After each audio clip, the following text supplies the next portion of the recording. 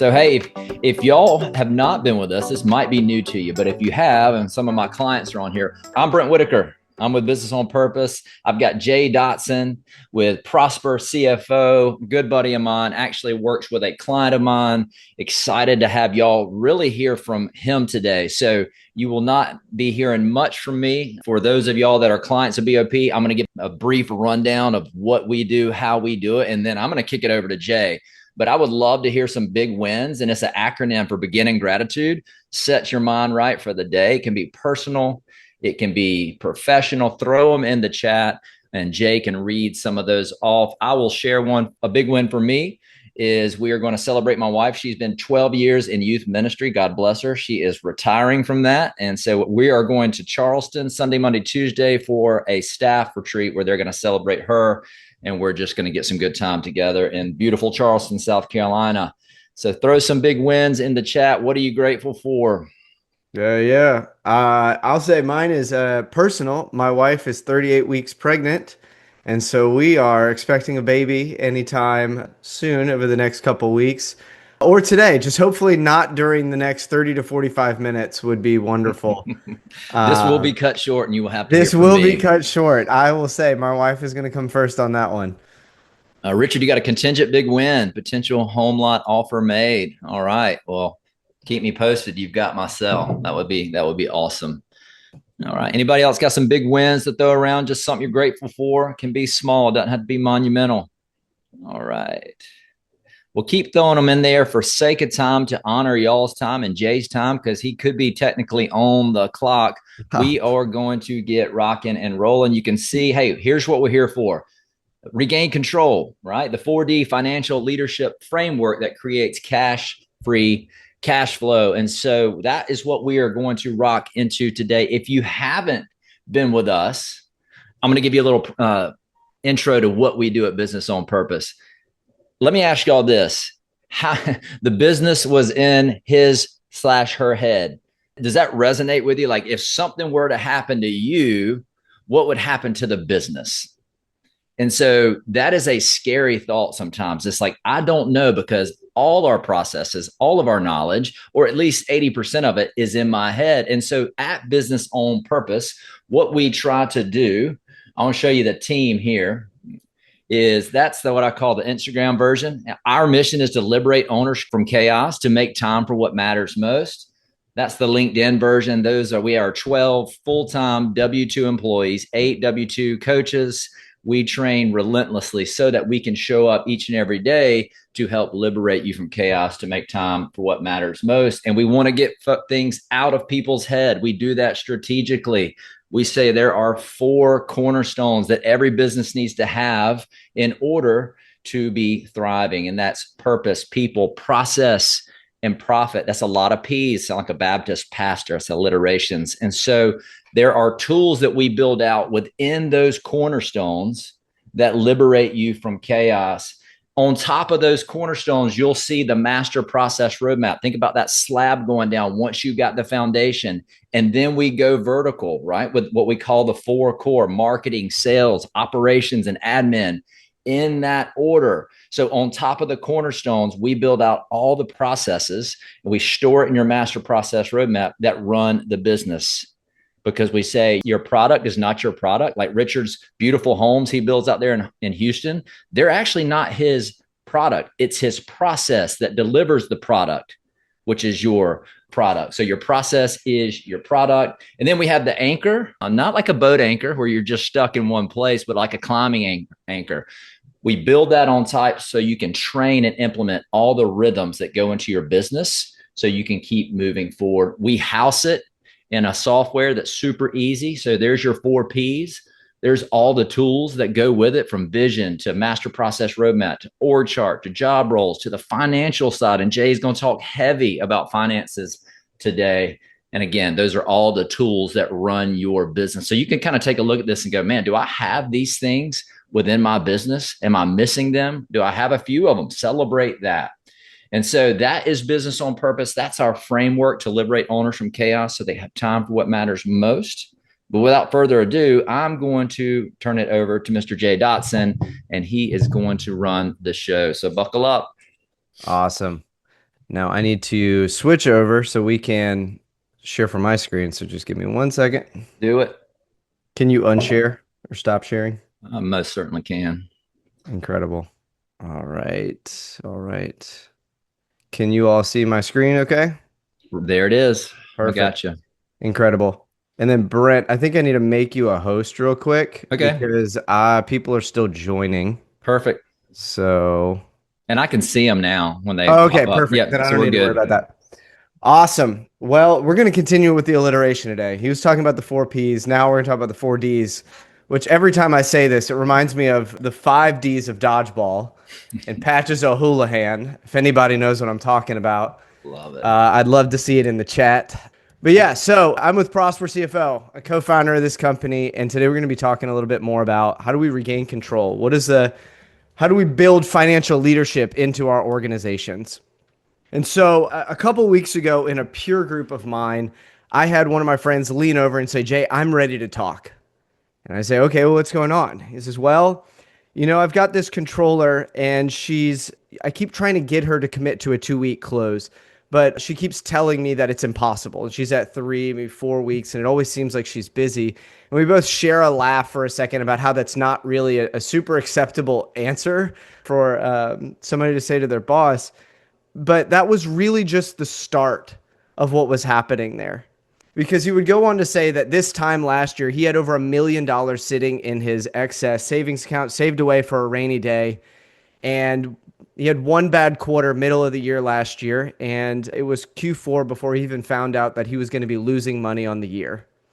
Now he's back on a line of credit. That $1 million is gone. And just this past weekend, another $300,000 just came due. And he's kicking himself because he feels like he should have seen it coming. And with his head bowed down, he said, "Jay, I didn't sleep a bit this past weekend." And my heart sank for this guy because he's not a bad business guy at all. He's actually a brilliant one, lest hold back your judgment here for what happened.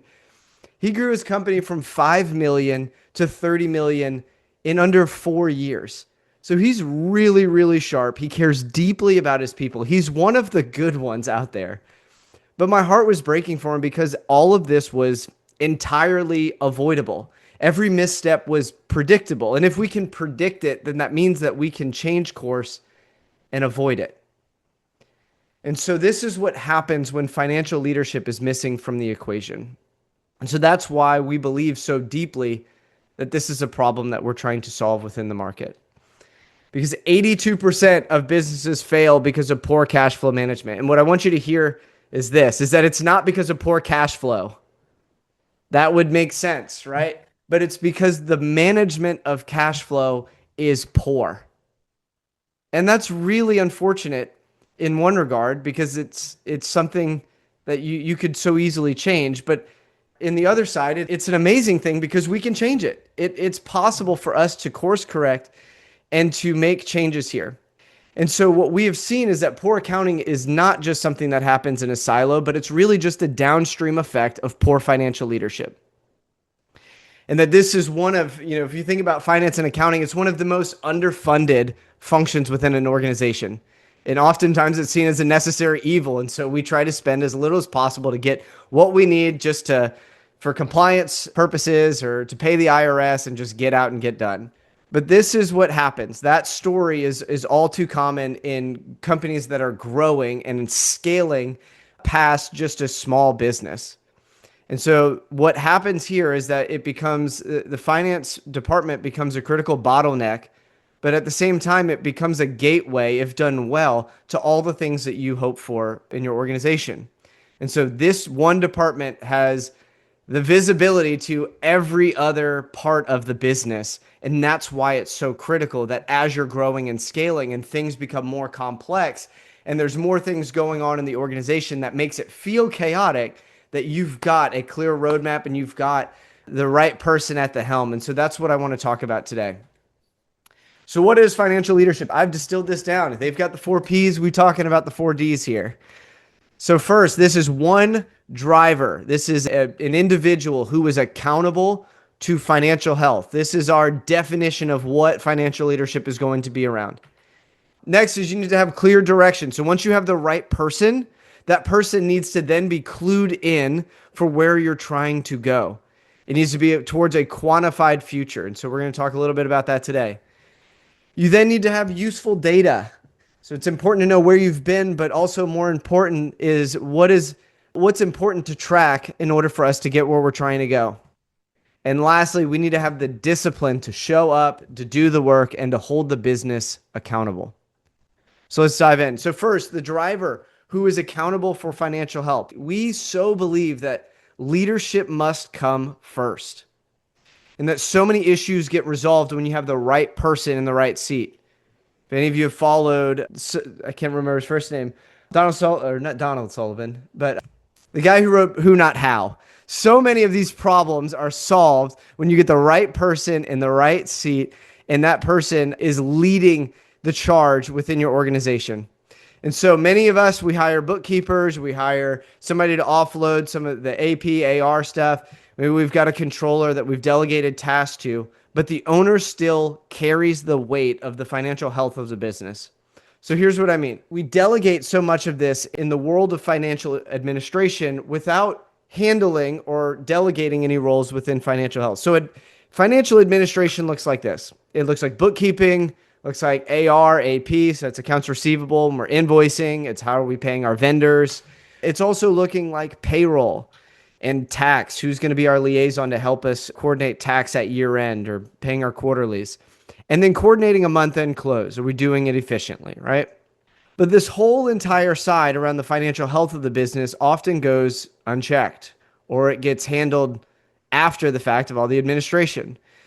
And so this looks like cash flow forecasting. Are we understanding the impact that our decisions have on what cash flow is going to do? Are we protecting our margin and who's holding the line to ensure that the business is yielding the result that we're hoping for? Who's holding the line for pricing? Are we accountable to our bidding and ensuring that we can actually deliver and still make a profit at the end of the day? Who's helping in decision support? And lastly, are we adhering to the goals that we have set? Are we still moving towards what we believe is where we're trying to go? And is everything that we've got going for us today, is it moving us closer or further away from that? So then it begs the question, what is healthy versus unhealthy? So unhealthy in this regard, it looks like we're supported by a line of credit. It becomes critical to funding operations. And I'll contrast that here in a second. It looks like shrinking margins, that as we grow, we're now having margins that are not growing at the same pace that they once were. It looks like having the books closed 15 days or further beyond what, having a month end. It looks like inefficient processes that may be leading to that sort of thing, or ballooning AR. How many people are we essentially funding our clients' projects interest-free while our AR is ballooning and we're struggling to go out there and collect because we don't have a clear process in place that is helping people do that? Versus a healthy side. Is our line of credit more like insurance, right? Like it's there when we need it, but we want to become self-sufficient, that we're self-funded so that we don't have to rely on the line of credit and paying interest or penalties if things don't get paid in the time frame that they need to be. Are we maintaining margin at the same rate or, increasing over time? Do we have a strong cash balance, right? Are we able to continue to have cash moving efficiently throughout the organization and it's not getting stuck in any one function? And lastly, no one likes surprises, right? No one wants cash flow surprises. I just had this past week, my pool pump went out and I'm like, just when you think you're moving, you're like, all right, we're going to get ahead. And then something goes wrong in the organization, something goes wrong in the business. How can we alleviate the times that we are having those cash flow surprises within our organization that's not taking us by surprise, or like that $300,000 issue that came up that guy should have saw coming at the top of this meeting, like I was talking about. So it then asks, who is the right person to help lead us in this? Because not all people are wired for this type of work. And so what I want to share with you is that what makes a great controller is not always what makes a great CFO. And at times they can be at odds, and I'll share a little bit in this, but where I'm coming from in this is that what we see so often in the real world is that we see that controller is a natural progression into becoming a VP or maybe a CFO. And it happens all the time. And it doesn't mean that controllers can't become CFO. They absolutely can. But what I'm trying to communicate here is that the wiring of what makes a controller really great and the wiring of what makes a CFO really great might be different from one another. Allow me to explain. So with this, whenever we're hiring CFOs, we're not just looking at the experience of what they've done, but we're also looking at the personality wiring. I know so many of you are using different personality tests like DISC or Culture Index or Working Genius, etc. All are great things. And so what we're trying to do is we're trying to find the middle ground here of where is experience meeting the wiring. And here's what we're typically looking for. We're typically looking for someone who has high autonomy. So they can work alone in this. They can lead a team at the same time, but that they don't need to always have the team in order to be able to make decisions and to move forward, and that they can work with a high degree of autonomy and they're a self-starter in that. Next, we need for them to be a real big problem solver. They're not afraid to make decisions that are of significant consequence, that they can make recommendations to a CEO. Next, we want them to be deductive in their reasoning. And so they don't need all of the details to be able to make a decision, that they can start to connect the dots with, say, 70% or 80% of the details and feel good enough to be able to make decisions that are going to be of great consequence. Because we know as business owners that we're not always going to have the crystal ball that's going to help us see what is with 100% accuracy, what's going to be the impact of all the decisions that we make. And so we're going to have to deal with some level of ambiguity and start to understand what is the right path to move forward with there. Next, they need to be assertive. They need to be able to push back. They don't need to be a yes man or yes woman all the time, but somebody that can say, have you thought about this differently? And maybe here might be a better way, or be able to lead a team and to really command, the attention and the respect of a team there. And then they need to be future oriented. So when you think about this contrasted against what must or might be true of a controller or somebody in a staff accounting world, it is this, right? They're more so built for the financial administration side that I was just talking about. Like, we have to be detail oriented. We want to be following a process.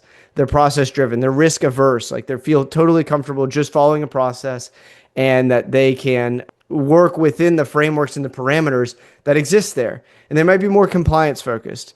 And essentially that also makes them a little bit more backwards focused. And so these are 100% necessary roles, but you can see how that can be problematic as that individual might pull through, that they might not be able to do all the things on the financial health side that you would want of them. And their wiring might just be that they are really great at being a controller. And there's nothing wrong with that. It's completely fine. And ultimately it's necessary. But it's difference in roles and what's needed as far as a executive presence versus a great manager, if that makes sense. So, big question to ask here is, are they wired to charge the hill, or are they wired to follow a process? So next, now that you've got the right individual in place, it's now looking towards what is that they must be clued into having the clear direction towards a quantified future. So if you all are familiar with EOS or Scaling Up or BOP, I know does this too. So I'm going to talk about them here in a second, but always defining the goal that you have in mind, starting with that and then working backwards, right? So now that you have this place that you guys are trying to go, you need to be able to bring your CFO into that process, right? We can't help you get to where you want to go without knowing where that is. And so growth as just a goal is not enough. Right? It must be a quantified goal. Where are we trying to go? We're trying to hit 30 million in 5 years. Okay, well, what is that going to look like? Now, can we work backwards so that we know what must be true in year 1 or year 3 in order to be able to get there? And so we work backwards from there. Now, business on purpose, this is why we enjoy partnering with them, because they work to help you create a great vision story, and they really help you define your mission, vision, values, and all of that. And so they help you get your team aligned around it. So this is why we enjoy working with them. And so I'm going to spend less time on here because I think that they're a great partner to really help bring that side of the equation to fruition. And he can talk a little bit more about that. Next, we're going to walk through useful data. So we've talked about having the right leader. Then they need to have an exit or at least an understanding of where we're trying to go. Next, we need to know where we've been, what's important for us to measure, and ultimately, how are we going to get there? What is going to be there for us to close the gap from where we are to where we want to be? And so with this, for data to be useful, it must first be accurate. Right? The controls must exist downstream in the accounting side, and trust must be the most foundational level in all of this. So I don't have enough context here to tell you, whether data is accurate or not, but at a baseline, it must be. Next is timeliness. I talked about earlier, we're trying to get people to a 2-week close. I think with AI, you're moving towards a perpetual close, which is really quite neat, is that we think that one day it's going to move from a 2-week to a 10-day to a 5-day, 3-day, right? And now we're perpetually closed with a push of a button. So it's really exciting to see what advancements are being made in terms of AI so that you can get to a perpetually closed state. And so you don't have to wait on the financials or the bookkeeper to be done, but that you can have a controller sitting over all of these AI agents that are doing more the staff accounting tasks, whether AR, AP, et cetera, and helping move that more cleanly and doing the reconciliations. But as far as where we are today, we want to be seeing that books are being closed within 10 to 12 days at a max. If you're moving beyond 2 weeks, we think that there's some room for improvement there. Next, data must be simplified. I see this all the time, is that there are far too many P&Ls that are so long and so extensive. I've seen where people put vendors as their line items in their operating expenses. I'm here to tell you it makes it challenging. With the more data that you have, it makes it more challenging for us to wrap our heads around. So we must try to move towards having our data simplified. And so what we've developed is a tool called the 5-5-10. And what that means is that whenever we're taking our P&Ls, we want to simplify it down to its most basic form. And what that looks like for us is a maximum of 5 revenue line items, 5 COGS line items, and then 10 operating expense line items. And so we're trying to funnel all of these into consolidating them so that we can wrap our heads around them and make it much easier for us to understand. And we're not looking at, 50 or 100 different, the difference between gas and then the difference between car maintenance and then the difference between car insurance and all of that. But can we wrap all of those up into some meaningful buckets that make sense to where then we can forecast it? Because that's the next one. It must then be predictive. So many folks are focused on the past, and that is all around the financial administration. But how do we focus on the future and predict out where our current data is telling us where we're going? But more importantly, it's creating a sandbox for us to then be able to work within. And so what are we looking for here? This is cash flow forecasting. This is budgeting. And so there's a lot of stuff here, a lot of tools at play. Happy to answer any questions maybe at the end of this. But this is where so much of what you may be experiencing from a symptomatic issue of your finance department is coming up is in the data section. I don't trust that my financials are accurate. I can't get them in a timely manner, so it's not a resource for me. It's not effective for me to help then make the right decisions, right? So while I don't have enough context here or time to be able to walk through all of those things, I wanted to walk through a quick exercise that I think might be helpful. In this exercise notes, this is what we call a margin pain matrix. And so you take your piece of paper and look at it. You do hot dog or hamburger style, but I've got it hamburger, I believe. Or no, this is hot dog. I don't know. Now I'm questioning everything about my life. It's one of the two, all right? And you're going to go across the middle and both sides, right? And this axis on the top, you're going to have high margin. Axis on the bottom, and the y-axis, you're going to have low margin. On the left, it's going to be hard, and this is our fulfillment pain, is essentially what this is. And on the right, it is the relative ease of fulfillment, right? And so what we do with this is the goal of it really is for us to be able to help understand where are we profitable at a gross margin level, And where's our best energy going towards? Are we serving the right folks? And so what we do at our organization every year is that we plot all of our clients on this sort of matrix. And what we're doing is we're trying to help understand exactly where is all of our best efforts and time going towards, and is that something that's actually profitable to us or not? And so, what I would encourage you is that this can work for if you're a service business and you plot your clients on it. It can work if you take a little bit more of a macro view of it and you're looking at your maybe customer segments. Or it could be, if you have a product that you created, it could be your product lines or your service lines. There's lots of different ways to slice this. But for the purposes of today, I'm going to talk through this as a service-based business and our clients. And so as you plot your clients on here, that was supposed to go through. There we go. So we're supposed to take a look at what these different buckets look like. And so we've created little names for this. So part of this is hard to deal with or hard to fulfill on, but they're high margin. We call these our demanding clients or demanders. In that they might be challenging to fulfill on, but they're high margin, so it's worthwhile for us to continue to serve them, right? Next, we have our distractor. Shouldn't have been distractors. Sorry. Distractors should definitely be in the bottom right-hand corner, so mistake there when I transferred the data over. Distractors are in there, easy to deal with, but low margin. And so we've got what is, for us, that is, thank you, appreciate that, whenever we transfer that over. So yeah, as part of that, the distractors are most deceptive because they're easy enough to deal with and they're low margin to feel like, oh, they're worthwhile doing. But at the same time, they might be costing you things like in your messaging that it's not clear of who you really serve. And that's what it was for us. We used to service a lot of franchisees, and that was categorically different from the high level of service that we typically do, which I'll share in a minute, which is for companies that are in the $10 to $100 million space. And these franchisees that we're servicing, because we got a cool contract that allowed for us to do a volume play. We're like, great, this would be $1 million line of business in a short amount of time, but it was costing us a lot of time and energy and ultimately pain or it wasn't costing us as much time and energy, but it was costing us a lot of pain in the fact that we didn't know who we were serving. And so we weren't clear on that because we were serving at this high end, but then also this DIY model that made it really challenging for us.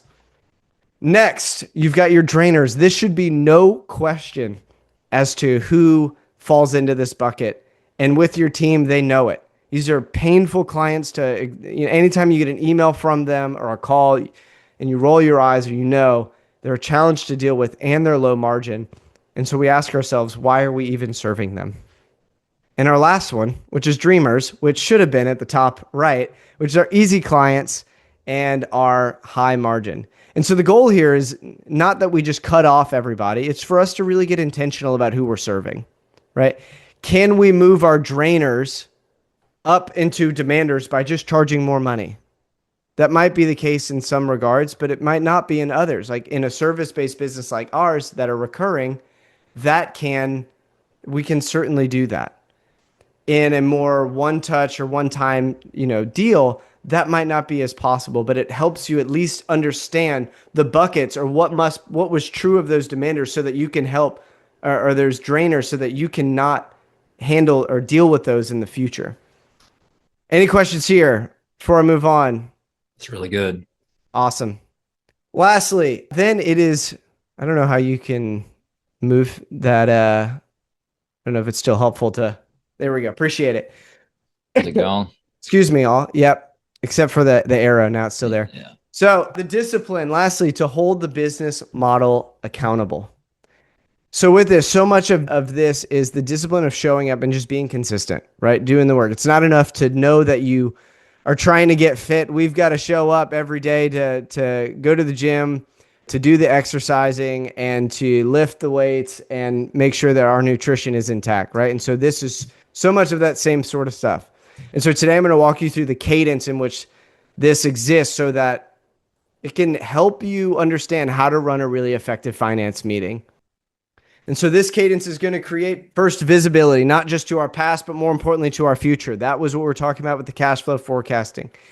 Next is going to create productivity.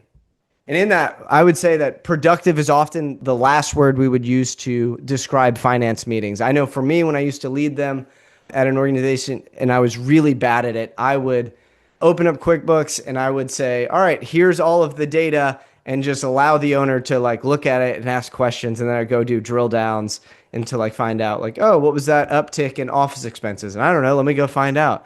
And then you spend 60 minutes and it's super unproductive. It's all backwards looking.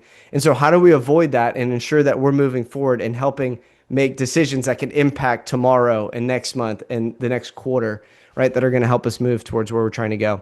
And then business model accountability. It's not just about holding people accountable, holding your business model accountable, right? For those who are in the BOP world, when we talk about profit first, right? It's defining what profit margin we're shooting for first, right? And then making sure that the business serves that goal.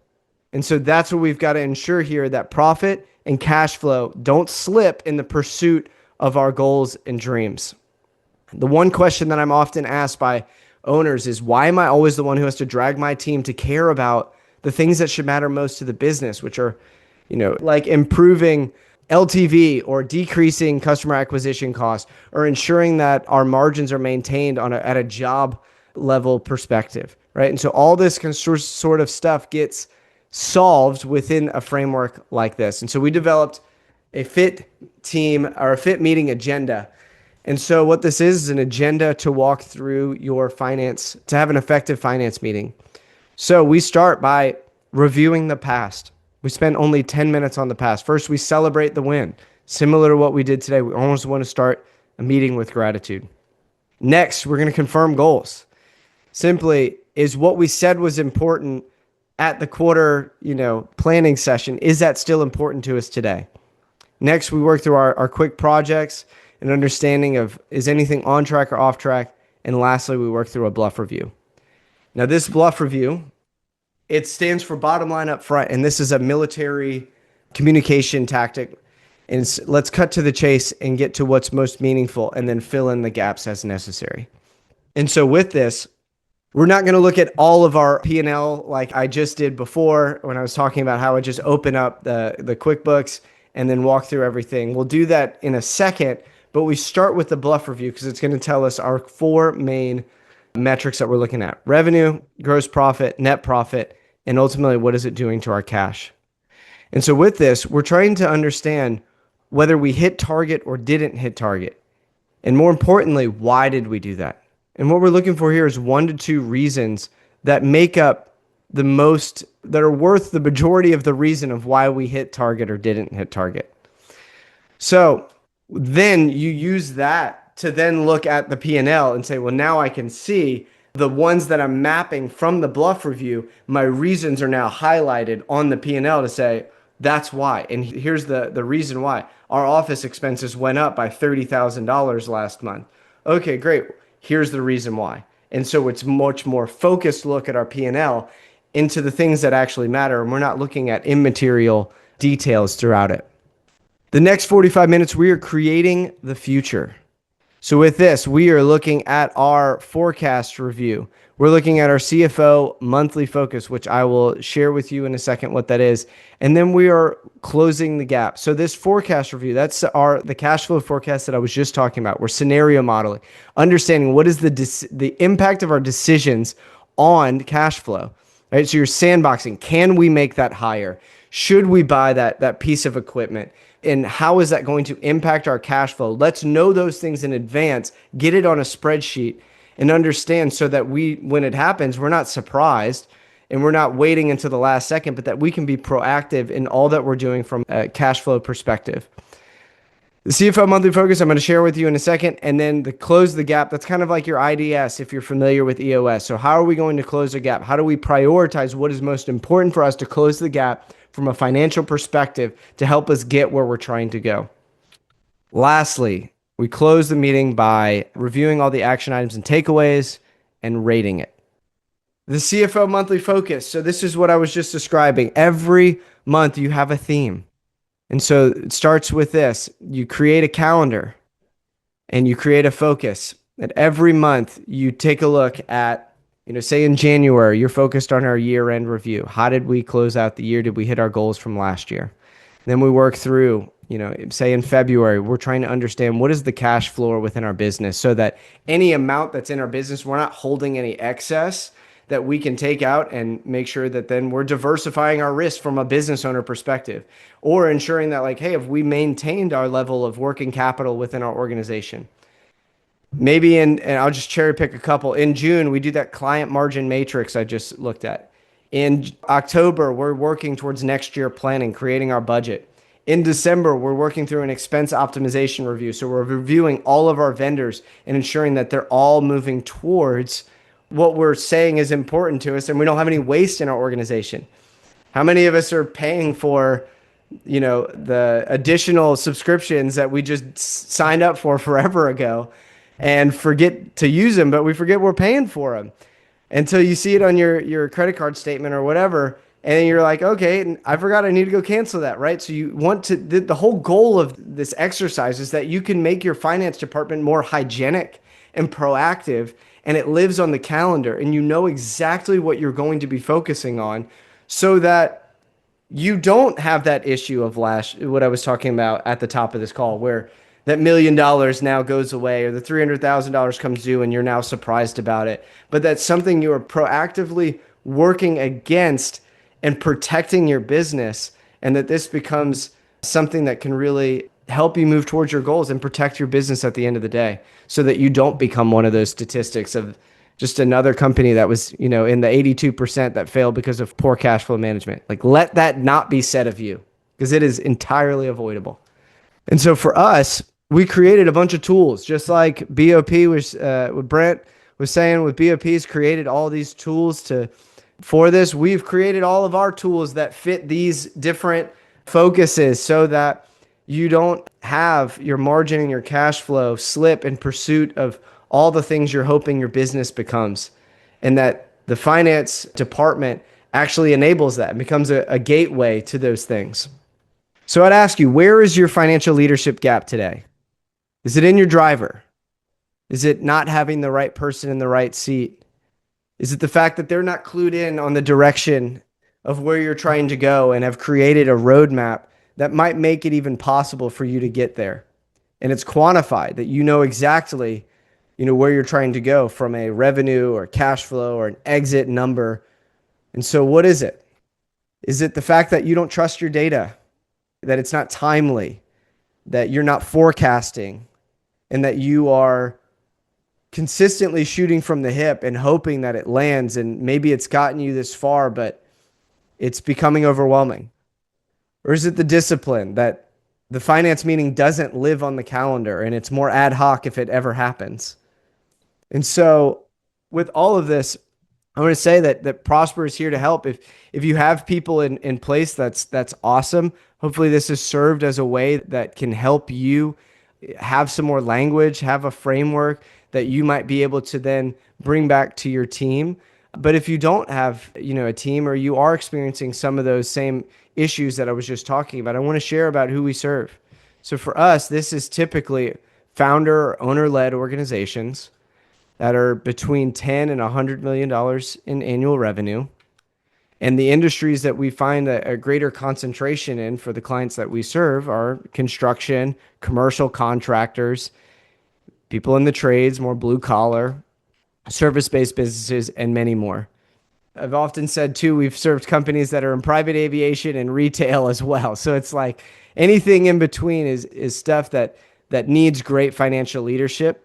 And so it can all benefit from a framework and a system like that, because we believe that financial leadership can be installed systematically, and it's not just, available to those who luck into it. And so if any of this is resonating with you, I want to encourage you, feel free to connect with me on LinkedIn, reach out to us through our website, or you have my email here at jay@prospercfo.com. Would love to hear your story and see what all of this might look like from the perspective of how do we bring a greater level of maturity to your finance function so that it stops being a bottleneck and stops being impossible to close the books out of 2 weeks, but it starts becoming possible and a critical gateway to all the things that you hope and want to accomplish with your company. So thank you. Love it. So what was eye-opening for me when Jay and I were talking about a client that I coach doing about 30 million, several divisions, was having that right seat on the bus. And they had just kind of graduated their financial guy. They had become friends. They'd been with him for 10 years. It was a natural progression. Totally different mindsets, totally different outlooks. He was looking through the rear view where that seat really needed to be looking through the front windshield. And it caused havoc. And so a couple things. Hope you guys, regardless of your total revenue, have that financial meeting in place, repetitive, predictable, meaningful. The RPM's a great leadership. Is that on your calendars, and are they time blocked? So it was very eye-opening for me. It's been such a good fit for my client to have that fractional position. And if we'd have continued down the road another year, I don't know what would have been the case. So thank you for educating everybody today. And you might be saying, hey, I'm not to that $10 million spot yet, right? Jay kind of showed you his ideal client. Some of you are, some of you are not. The beauty here is if you look at the profit vertical that BOP does, we both look at the past in your P&Ls.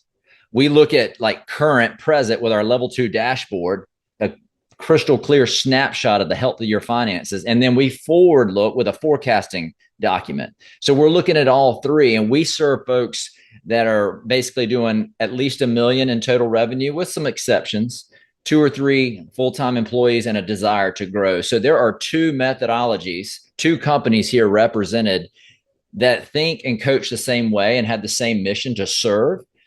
And so there's resources out here, but I want to open it right now before I go into this part is what questions do you have while we have Jay here? Like fire away.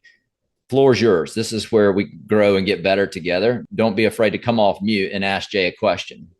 He's battling a sinus infection, so he's in the trenches taking grenades here, but pick his brain while we have him. Anybody? Bueller? Okay. Well, going back, I would encourage you, if you're in that kind of sweet spot of what Prosper comes alongside, have that, I call it a low cost probe. Have the conversation. Ask more questions. And we're talking about finances. So everybody, it's like one of those subjects. If you want to have that conversation behind closed doors, hop on with Jay. If you want to learn how we at BOP look behind, look today, and look forward and get your finances dialed in and create that chaos-free cash flow and that financial health, I will give you an opportunity. You can throw your email in the chat and I will send you a link where you can just hop on with me for 30 minutes and you can just pepper me with questions. I'll look at your P&Ls. We'll do a little 30-minute review and get you headed in the right direction. Or we can share with you how you can come alongside and be a client of ours, and we can walk with you, month by month. So if you want to talk more about our financial dashboards, if you're not in that 10 million plus, throw your email in the chat and I will reach out personally. If not, I'm going to give it one more opportunity for questions and then we'll let you go about your day.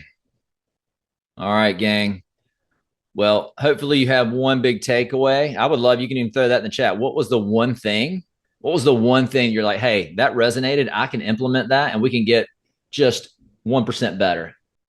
Love to see that in the chat. And Jay, you were coming off mute, so you might want to say something. Yeah, no, I had to go on mute because I am now having a coughing fit. Okay, good stuff. But all right, well, fit meeting, Gavin, good deal. Love it. My encouragement what would look like for that to be in a rhythm in y'all's business? The direction of the financial meetings. Yeah, the fit meeting structure. Yeah. The direction of the Gary out. Okay. Yeah, I love it because the fit meeting, it sets the tone, right? Like it is, if you're, how do I say this?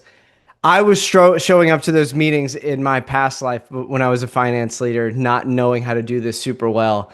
If I had a meeting agenda like this, like I wouldn't be able to, the direction would be clear for where we're going. I wouldn't be able to hide anymore. I'd have to prep way more, right? And it just sets the expectation of like, this is going to become one of the most effective and powerful meetings. and powerful hours that we could spend throughout our month. And so, yeah, I love that that's the takeaway.